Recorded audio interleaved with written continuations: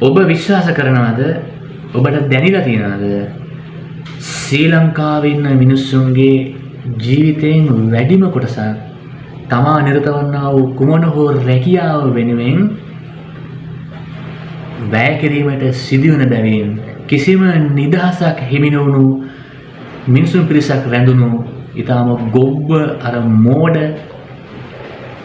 අර කැලවල ඉන්න සත්තුන්ට තියෙනා වගේ වත් නිදහසක් නැති නිදහස අහිමි කරගත්ත පිරිසක් ඉන්න රටක් බව ඔබ විශ්වාස කරනවා නම් ඔබට ඕන නම් කිසිම රැකියාවක් කරන්නේ නැතුව රජයේ වැටුපක් සහ විශ්‍රාම වැටුපක් ලබාගත හැකි ක්‍රමවේදයක් මේ රටේ ක්‍රියාත්මක කරගන්න ඔබ එක හෙලාම කැමති නම් 2029 ජනාධිපතිවරණයේදී හදවත වෙනුවෙන් ඔබගේ ඡන්දය පාවිච්චි කරන්න.